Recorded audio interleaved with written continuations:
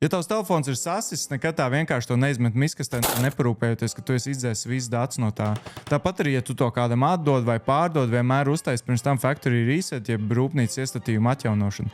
Pretējā gadījumā kāds ļaundars var paņemt tavu telefonu, uzminēt tavu PIN kodu un tikt pie visiem taviem datiem. Šo uzlaušanas veids sauc par vārnīcas uzbrukumu, un tas nozīmē vienkārši paņemt populārākos PIN kodus un vadīt visu pēc kārtas, kamēr telefons nobloķējas.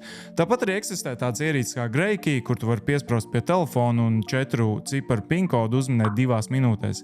Tāpēc vienmēr izmanto garāks PIN kods par 4 cipariem. Bet kā ļaundars tiks pie tavu telefonu? Es aizbraucu uz Akropolu, iebāzu roku Eko Baltiju vidi kastē, kur parasti visi cilvēki met savus vecos telefonus, vilku ārā vienu telefonu pēc otru, un kā tev šķiet, cik ātri pie manis pieskrēja apsargs? Viņš vispār nepieskrēja pie manis, neviens pat nereaģēja uz to, ka es tur vienkārši valku vienu telefonu pēc otra. Tas nekādā gadījumā nav apvainojums zaļajam punktam, jūs darāt reāli foršu lietu un lūdzu neaizvāciet šīs kastes, vienkārši grib brīdināt cilvēks, ka viņiem ir jārēķinās, ka jebkurš pie šīm ierīcēm var piekļūt. Protams, tas viss telefons nolika atpakaļ, mēs nevienu nepaņēmām, bet tehniski jebkurš ļaundars var vienkārši tikt pie visām tām ierīcēm. Kā es to uzzināju? Kāda sieviete man atrakstīja, ka kāds ļaundars bija uzlauzis visu viņas sociālo tīklu kontus un sācis viņas draugiem un radniekiem prasīt aizdot naudu. Mēs sākām domāt, kāds ir iespējams, ka viņš uzlauza pilnīgi visus sociālos tīklus reizē. Izrādās, viņa pirms kāda laika bija neizdzēs telefonu, iemetus šādā kastē un aizmirstus par to. Šo stāstu izstāstīja kādā televīzijā, un pēc pāris dienām viņa man zvanīja, teica, cool story, bro, bet parāda dzīvē, ka to tiešām var izdarīt.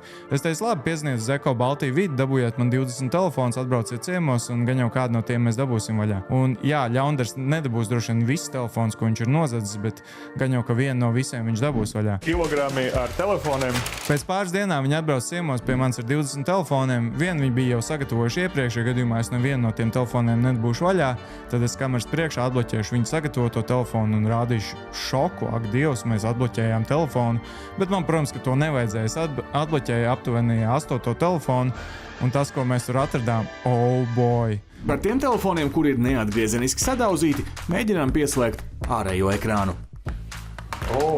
Labi, un tad pamēģināsim tā. Šķietami vienkāršā pieejas parola ar 9 punktiem uz ekrāna, kas jāsavieno vien īpašniekam zināmā secībā, patiesībā ir daudz drošāka nekā varētu šķist. Šādai parolai ir gandrīz 390 000 dažādu kombināciju. Protams, izvēlēsieties populārākos un vienkāršākos variantus, iespēja, ka kāds tos uzminēs, strauji palielināsies.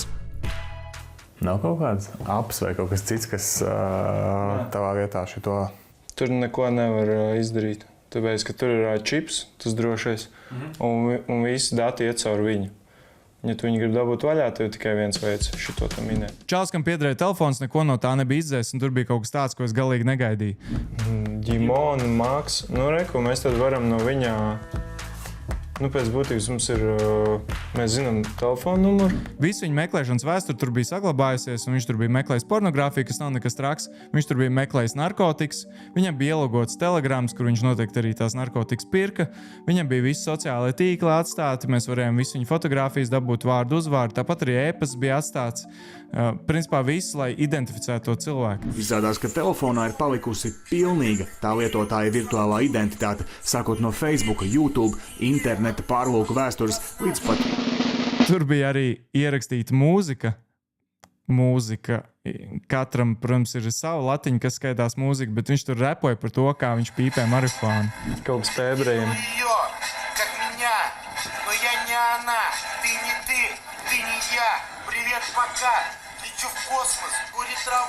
Ierakst komentārā, vai mums vajadzētu sazināties ar šo čalu un palīdzēt viņam ierakstīt albumu.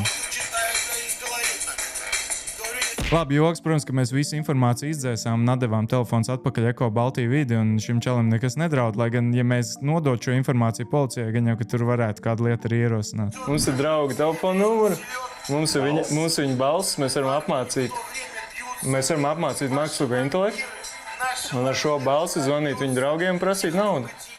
Tā kā pēc būtības šeit pilnībā pietiek viss, lai, ja ne iznīcināt, tad vismaz kārtīgi pabojāt cilvēku dzīvi. Labi, bet kā tad iznīcināt datus uz tavu telefonu? Ja tu to vari ieslēgt un ekrāns strādā, tad uz iPhone dara sekojušas darbības. Atver settings, tad izvēlas General, tad transfer or reset iPhone, un tad nospied pogu reset. Savukārt, ja tev ir Android telefons, manā gadījumā tas ir Samsung, tad atver settings, pēc tam General Management, pēc tam reset, pēc tam factory data reset. Ja tev ir kāds cits ražotāja Android telefons, iespējams, kāds no nosaukumiem būs citādāks, bet meklē factory reset. Bet ko darīt, ja tavu telefona ekrāns nestrādā? Tam ir paredzēts šādi te pipuki, tos sauc par donglīšiem. Tos var pieslēgt pie tavu telefonu, un tad caur HDMI var pieslēgt pie ārēja monitora. Tagad šajā mazajā monitorā var redzēt man telefona ekrānu. Es varu braukāt ar pirkstu pie ekrāna un mēģināt trāpīt uz tām pogām, ko es redzu šeit ekrānā. Tas pats strādā arī iPhone'iem. Jā, ir nedaudz izaicinoši, bet to ir iespējams izdarīt. Tāpat tādi donglīši ir pieejami arī Lightning portiem, kas ir paredzēti vecākiem iPhone'iem.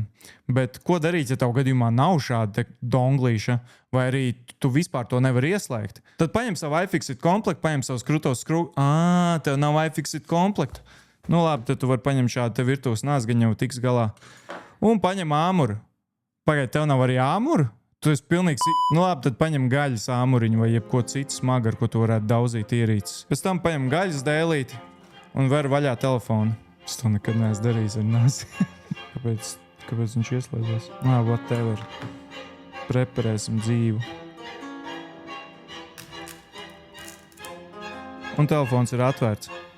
Pirmais, ko izdara, ir izņemt bateriju. Jo, ja tu to neizņemsi, tu vari baigi daudz ko salaist dēlī.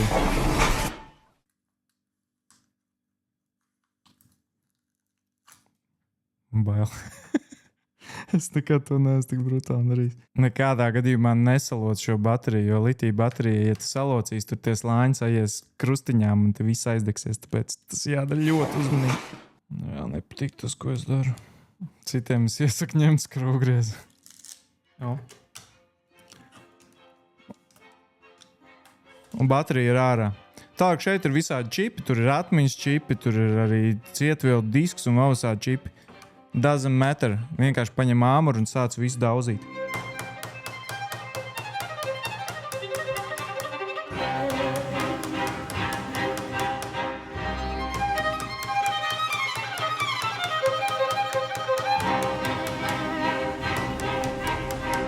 Paņem vēlreiz nazīti un viņam nost apvalkus. Vai varbūt mēģinam izlaust ārā to mācplati. Šis video tiks nobanots Japānā. Šeit patiesībā nekā bīstam nav. Vienīgā bīstamā lieta ir šī baterija. Nu vienīgais tu vari sagriezties. Tas gan.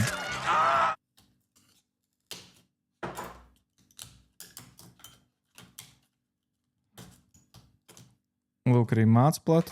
Un tagad man ir jāiznīcina visi čipi uz tās.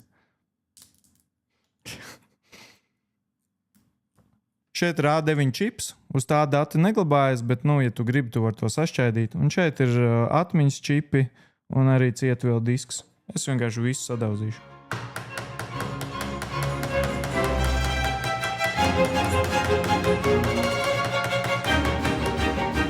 Šis čips ir neglābjams.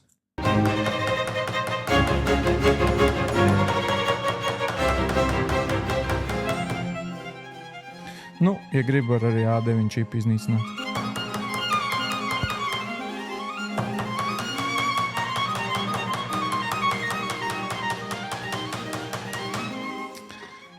Un arī A9 čips ir iznīcināts. Tev otrā pusē ir čipi. Droši vispēc tos arī iznīcināsim.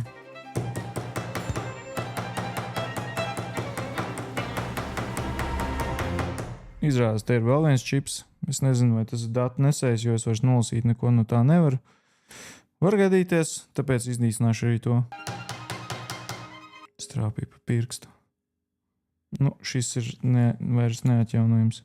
Un te ir vēl viens čips, bet tas arī jau ir iznīcināts. Nē, tas bija A9 čips. Tā, šis ir Wi-Fi un Bluetooth čips. Bet drošības pēc iesaku iznīcināt visu, ja tu nezini, ko tu iznīcini. Viss, dati vairs nav atjaunojami. Un es ceru, ka tu kaut ko iemācījies.